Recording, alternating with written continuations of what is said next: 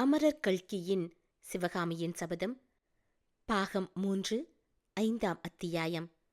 காஞ்சி ஒற்றன். வாதாபி சக்கரவர்த்தி குண்டோதரன் விஷயத்தில் நன்கு கவனம் செலுத்தாமலேயே இவனை யானையின் காலால் இடறச் செய்யுங்கள் என்று கட்டளையிட்ட போது அருகிலிருந்த வாதாபியின் ஒற்றர் தலைவன் மிக்க பணிவோடு, அரசே, இவனை கொஞ்சம் விசாரணை செய்துவிட்டு பிறகு தண்டனை நிறைவேற்றுவது நலம் என்று தெரிவித்துக் கொண்டான். ஆம் ஆம், ஏதோ ஞாபகமாக சொல்லிவிட்டேன்.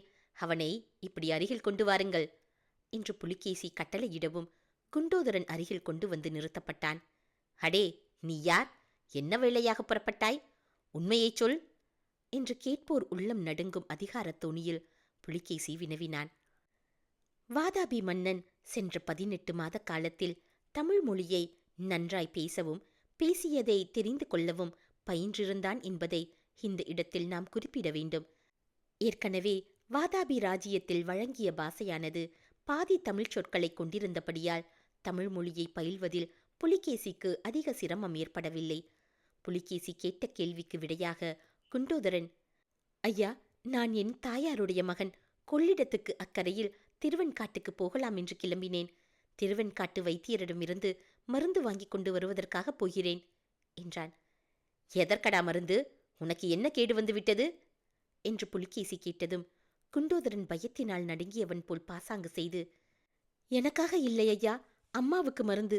என் தாயார் அவள் இடிக்கும் போது உரலை விழுங்கிவிட்டாள், அதற்காக என்றான். இந்த விடை அங்கிருந்தவர்கள் சிலருக்கு சிரிப்பை உண்டாக்கிற்று. புலிகேசியின் முகத்திலும் லேசான புன்னகை தோன்றியது. என்னடா உளறுகிறாய்? உன் அம்மா உரலை விழுங்கினாளா என்று அதட்டி கேட்டான். இல்லை, உரலை விழுங்கவில்லை, உலக்கையைத்தான் விழுங்கினாள் என்றான் அதிக நடுக்கத்துடன் குண்டோதரன். உரலை விழுங்கினாளா, உலக்கையை விழுங்கினாளா? நிஜத்தைச் சொல் என்று கோபமான குரலில் கர்ஜித்தான் புலிகேசி. இல்லை இல்லை, என் அம்மாவை உரல் விழுங்கிவிட்டது என்றான் குண்டோதரன். அடே, என்னிடம் விளையாடுகிறாயா? உன்னை என்ன செய்வேன் தெரியுமா? ஐயா, மன்னிக்க வேண்டும். உங்களை எல்லாம் பார்த்தால் எனக்கு மிகவும் பயமாயிருக்கிறது. அதனால் மனதிலே ஒன்று இருக்க நாக்கு எதையோ சொல்கிறது. இப்போது பயம் இல்லாமல் நிதானமாக யோசித்து உள்ளதை உள்ளபடி சொல். என் தாயார் அவள் இடித்த போது உலக்கை தவறி கையில் விழுந்து விட்டது. அதனால் அம்மாவின் கையில் காயமாகிவிட்டது. காயத்துக்கு மருந்து வாங்குவதற்காக திருவெண்காட்டு நமச்சிவாய வைத்தியரிடம் போகிறேன். இவ்வளவுதானே, வேறு ஒன்றும் இல்லையே? சத்தியமாய்ச் சொல் என்று புலிகேசி கர்ஜித்தான். ஆமையா, சத்தியமாக சொல்கிறேன், உலக்கைக்குத்தான் காயம்பட்டது என்று குண்டோதரன் உளறினான். வாதாபி சக்கரவர்த்திக்கு திடீரென்று சிரிப்பு பீறிக்கொண்டு வந்தது. சற்று நேரம் விழுந்து விழுந்து சிரித்துவிட்டு பக்கத்தில் இருந்த ஒற்றர் தலைவனை பார்த்து, இந்த பைத்தியக்காரனை என்ன செய்கிறது என்று கேட்டான். சக்கரவர்த்தி, இவன் பைத்தியக்காரன் அல்ல, காரிய பைத்தியமாக தோன்றுகிறது. மிக்க நெஞ்செழுத்தமுள்ளவனாக காணுகிறேன். இவனை வேறு விதத்தில் பரிசோதிக்க வேண்டும் என்றான் வாதாபியின் ஒற்றர் தலைவன். குண்டோதரனை பிடித்து கொண்டு வந்திருந்த வீரர்களின் தலைவன் சக்கரவர்த்தியின் அருகில் நெருங்கி, பிரபு, இதோ இந்த ஓலை இவனை சோதித்த போது ஆகப்பட்டது என்பதை சொல்லிவிட்டு கொடுத்தான். புலிகேசி அதை வாங்கி முன்போலவே அங்கிருந்த லிகிதனிடம் கொடுக்க அவன் ஓலையை படிக்கலானான். மீன கொடியோனுக்கு ரிஷப கொடியோன் விடுத்த நிருப்பம். வடதேசத்து கடுவாய் உண்மை காண்பதற்காக கொள்ளிட நதிக்கு வந்திருப்பதாக தெரிகிறது. புலியின் ஆசை வார்த்தைகளில் மயங்கிவிட வேண்டாம். சேற்றில் அகப்பட்டு கொண்ட புலி பிராமணனை தோத்திரம் செய்து ஏமாற்றிய கதை ஞாபகம் இருக்கட்டும். காஞ்சி ரிஷபத்தை வாதாபி புலியினால் ஒன்றும் செய்ய முடியாது என்பதை உறுதியாக நம்பவும். புலி சேற்றிலேயே கிடந்து பட்டினியால் செத்த பிறகு காஞ்சி ரிஷபத்துக்கும் மதுரையின் பெண்மானுக்கும் நீடித்த உறவு ஏற்பட இடம் இருக்கிறது.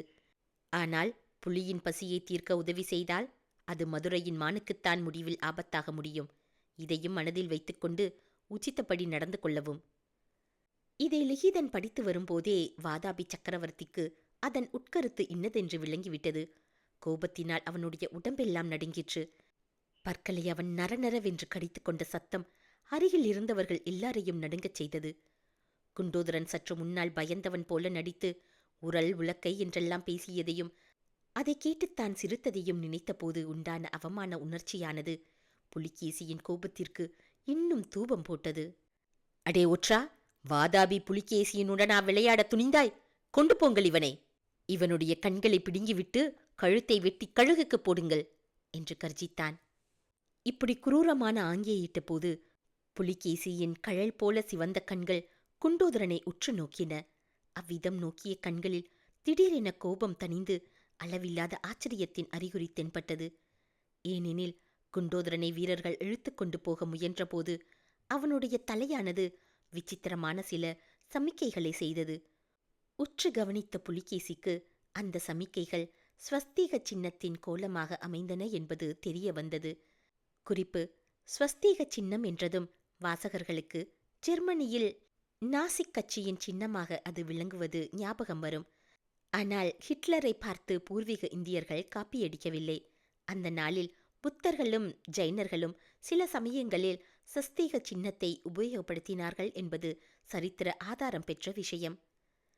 அதனாலேதான் அவனுடைய கண்களில் அத்தகைய வியப்புக்குறி தோன்றியது.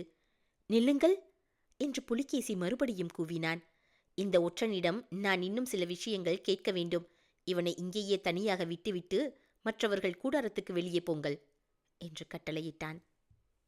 5ஆம் அத்தியாயம் நிறைவு பெற்றது. 6ஆம் அத்தியாயம். பிக்ஷுவின் செய்தி. சக்கரவர்த்தியின் கட்டளையை கேட்டதும் கூடாரத்தில் இருந்த பலர் உடனே வெளியேறினார்கள்.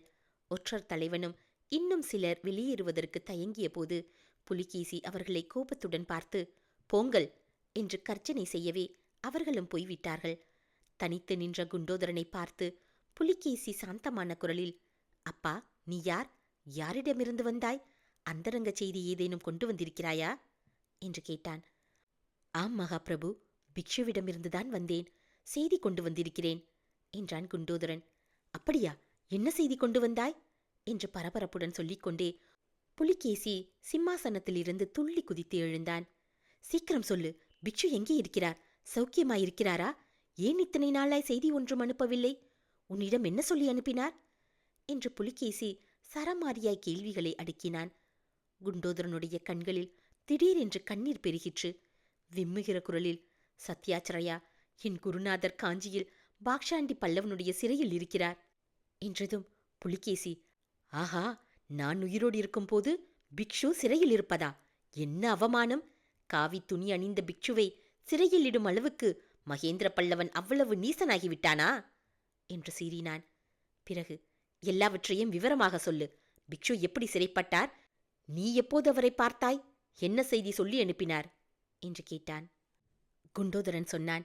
7 நாளைக்கு முன்பு சென்ற வெள்ளிக்கிழமையன்றுதான் அவரை பார்த்தேன்.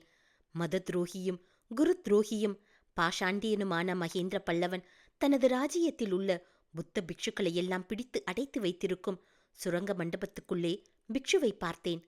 மன்னர் மன்னா, முதலில் பித்த பிக்ஷு சொல்லி அனுப்பிய செய்தியை தங்களிடம் சொல்லிவிடுகிறேன். அதுவரையில் இந்த பாலும் உயிருக்கு எதுவும் வந்துவிடக் கூடாதே என்று எவ்வளவோ கவலைப்பட்டு கொண்டிருந்தேன். ஆகா, சென்ற 7 நாட்களில் இந்த ஏழைக்கு எவ்வளவு ஆபத்துக்கள் வந்தன! என் குருநாதருடைய செய்தியை தங்களிடம் சொல்லிவிட்டேனானால் அப்புறம் இந்த அற்ப உயிருக்கு என்ன நேர்ந்தாலும் கவலைப்பட மாட்டேன். தங்களை எப்படியாவது நேருக்கு நேர் தரிசித்து விட வேண்டும் என்று என்னவில்லமோ யுத்தி செய்தேன். தங்களை தரிசிக்க வேறு விதமாக முடியாதென்று எண்ணி காஞ்சியிலிருந்து வந்த நமது வீரர்களிடம் வேண்டுமென்றே அகப்பட்டுக் கொண்டேன். பிரபு, பிக்ஷு தங்களிடம் சொல்லும்படியாக முக்கியமாக 4 செய்திகளை சொல்லியிருக்கிறார். அவற்றை கேளுங்கள். இத்தகைய பூர்வ பீடிகையுடன் குண்டோதரன் புத்த பிக்ஷுவின் 4 செய்திகளையும் வரிசை கிரமமாக சொல்லத் தொடங்கினான். முதலாவது செய்தி, மதுரை பாண்டியனை நம்ப வேண்டாம் என்பது. இந்த ஜெயந்திரவர்ம பாண்டியன்தான் பிக்ஷுவை மதுரையில் சிறைப்பிடித்து வைத்திருந்தவன். அச்சமயம் மகேந்திர பல்லவனுக்கும் ஜெயந்திரவர்மனுக்கும் ஏதேதோ அந்தரங்க ஓலை போக்குவரவு நடந்தது. அவர்கள் 2 பேரும் சேர்ந்து ஏதோ துரோகமாக சூழ்ச்சி செய்திருக்க வேண்டும் என்று பிக்ஷு கருதுகிறபடியால் பாண்டியனிடம் சர்வ ஜாக்கிரதையாக நடந்து கொள்ள வேண்டியது. அவனை முழுவதும் நம்பி எந்த காரியத்திலும் இறங்கிவிடக்கூடாது. 2வது செய்தி, கங்க நாட்டு துர்விநீதன்தான் பிக்ஷுவை மகேந்திர பல்லவனுக்கு காட்டிக் கொடுத்து காஞ்சியில் அவர் சிறைப்படுமாறு செய்தவன். புலிகேசியின் கண்ணில் மண்ணை தூவுவதற்காக பல்லவனுடன் சண்டை போடுவது போல் போட்டுவிட்டு சைனியத்தோடு ஓடி ஒழிந்து கொண்டிருக்கிறான். புலிகேசி வாதாபிக்கு திரும்பி போகாதபடி செய்துவிட்டால் தன்னுடைய மருமகன் விஷ்ணுவர்த்தனன் சளுக்க சாம்ராஜ்யத்தின் ஏக சக்கராதிபதியாகி விடுவான் என்று கங்க நாட்டான் அந்தரங்க ஆசை கொண்டிருக்கிறான். சமயம் நேர்ந்தால் துரோக துர்விநீதனுக்கு தக்க தண்டனை விதிக்க வேண்டும். மூன்றாவது முக்கியமான விஷயம் பிக்ஷு தெரிவிக்க சொன்னது என்னவென்றால், மகேந்திர பல்லவன் ஹர்ஷவர்தன சக்கரவர்த்திக்கு ஏதோ இல்லாததும் பொல்லாததும் எழுதி ஓலை அனுப்பியிருப்பதாக தெரிய வருகிறது. அதை பற்றிய உண்மையை தீர விசாரித்து உச்சித்தப்படி செய்ய வேண்டும்.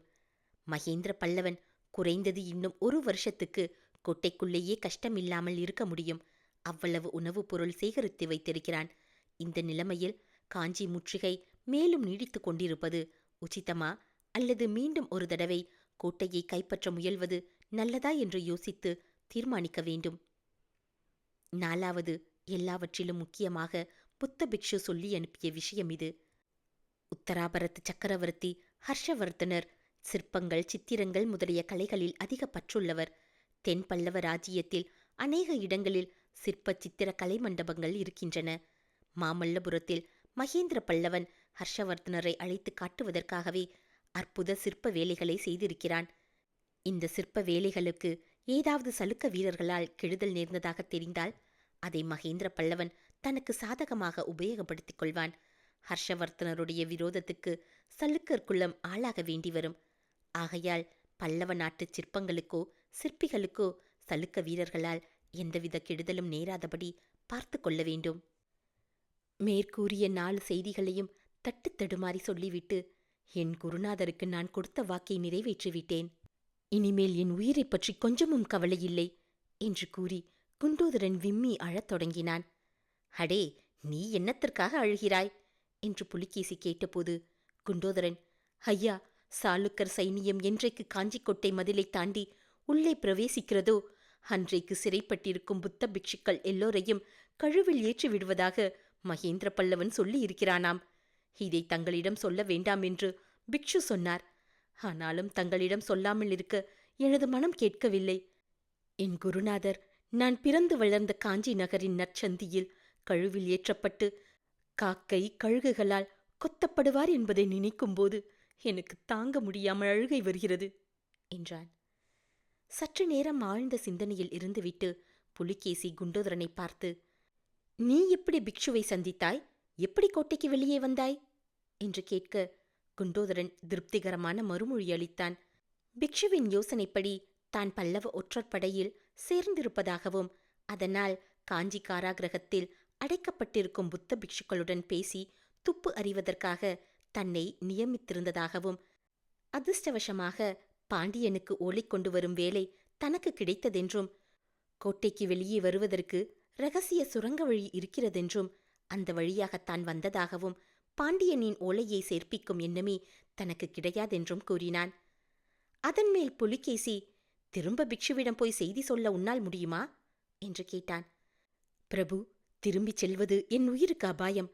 இருந்தாலும் இந்த உயிரைப் பற்றி இனிமேல் எனக்கு என்ன கவலை? தாங்கள் போக சொன்னால் போகிறேன் என்றான் குண்டோதரன். ஆமப்பா, நீ கட்டாயம் திரும்பி போக வேண்டும். போய் பிக்ஷுவிடம் இன்னும் 10 நாளைக்குள் காஞ்சி மாநகரில் அவரை நானே நேரில் பார்ப்பதாகச் சொல்ல வேண்டும்.